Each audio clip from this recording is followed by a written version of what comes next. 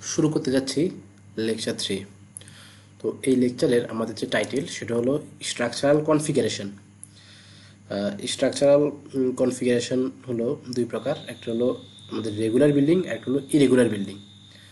তো এখন regular building কি, ইরেগুলার বিল্ডিং কি সেটা আমি একটু পরে আলোচনা করতেছি। তার আগে আমাদের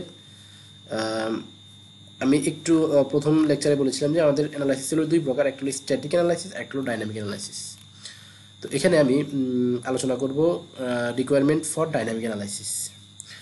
ডাইনামিক অ্যানালাইসিস করার জন্য আমাদের মানে আমরা কখন একটা বিল্ডিংয়ের ডাইনামিক অ্যানালাইসিস করতে হবে সেটা রিকোয়ারমেন্ট ফর ডাইনামিক অ্যানালাইসিস। আর ডাইনামিক অ্যানালাইসিসটা আমি বলেছি যে যারা অ্যাডভান্স, যারা পারেন কাজ একটু একটু তারা করতে পারেন, আর যারা বিগিনার তাদের দরকার নাই, তারা প্র্যাকটিস করে অনেকদিন তারপর ডাইনামিক অ্যানালাইসিসের কোর্সটা করতে পারেন। ওকে, তো যাই হোক, এখানে আমাদের স্ট্রাকচার কনফিগারেশন দুই প্রকার, রেগুলার বিল্ডিং, ইরেগুলার বিল্ডিং। তো এটার উপর ভিত্তি করে আমাদের ডাইনামিক অ্যানালাইসিসটা আমাদেরকে ইয়ে করা হয়েছে আর কি, ক্লাসিফাই করা হয়েছে।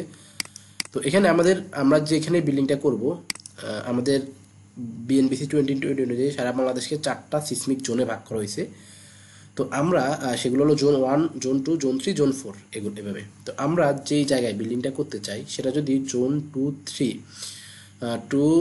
3 এবং 4 এর মধ্যে অবস্থিত হয়, জোন 2, 3 এবং 4 এর মধ্যে অবস্থিত হয়, এবং আমাদের সেই বিল্ডিংয়ের হাইট যদি 40 মিটারের চেয়ে বেশি হয়, তাহলে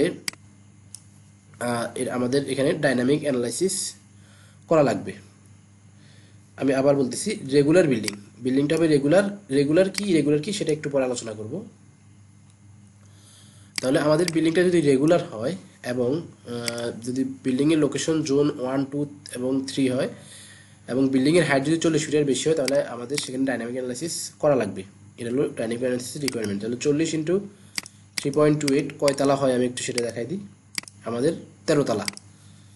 ওকে, রেগুলার বিল্ডিংয়ের জন্য আপনার জোন 2, 3 এবং 4-এ 13 তলার বেশি হলে আপনাকে ডাইনামিক অ্যানালাইসিস করা লাগবে।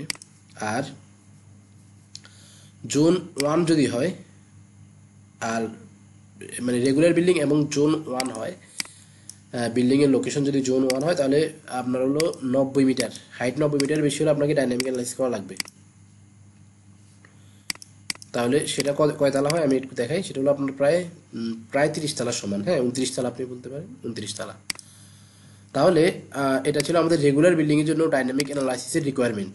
আপনার বিল্ডিং যদি রেগুলার হয় এবং হাইট যদি জোন এগুলোতে অবস্থিত এবং হাইট লিমিটেশন এটা, তাহলে আপনার ডাইনামিক অ্যানালাইসিস করা লাগবে। ওকে, এরপর ইরেগুলার বিল্ডিং হলো আমাদের এই যে এখানে ইরেগুলার বিল্ডিং আছে, এগুলো নিয়ে একটু পরে আলোচনা করি। আমি জাস্ট ডাইনামিক অ্যানালাইসিসের রিকোয়ারমেন্টটা এই ভিডিওতে আলোচনা করি, এরপরে স্ট্রাকচারাল কনফিগারেশনটা পরের ভিডিওতে বলতেছি।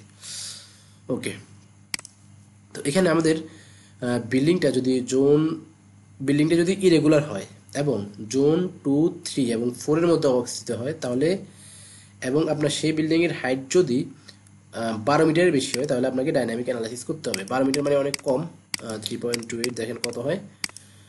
এখানে আমাদের হচ্ছে হলো বলা যায় যে 4 তলা, হ্যাঁ 4 তলার মতো, বা 4 তলার চেয়েও কম। তাহলে 4 তলা ধরে নিলাম। এখানে 4 তলা যদি আপনি করেন, তাহলে আপনাকে ডাইনামিক অ্যানালাইসিস করতে হবে। যদি আপনার বিল্ডিংটা ইরেগুলার হয়, হাইট যদি 12 মিটারের বেশি হয় বা 4 তলা সমপরিমাণ হয়, তাহলে আপনাকে ডাইনামিক অ্যানালাইসিস করা লাগবে। এরপর জোন 1 যদি হয়, তাহলে জোন 1 হলে জোন 1-এ মানে আপনার বিল্ডিংয়ের লোকেশন যদি জোন 1 হয় এবং বিল্ডিংয়ের হাইট যদি আপনার 40 মিটারের বেশি হয়, 40 মিটারের বেশি হইতে হবে, তাহলে আপনাকে ডাইনামিক অ্যানালাইসিস করা লাগবে। এটা হলো 13 তলা। তাহলে ইরেগুলার বিল্ডিংয়ের জন্য আমাদের কিন্তু হাইট লিমিটেশন অনেক কম ডাইনামিক অ্যানালাইসিসের ক্ষেত্রে। এখানে মাত্র 4 তলা, এখানে আপনার 13 তলা প্রায়।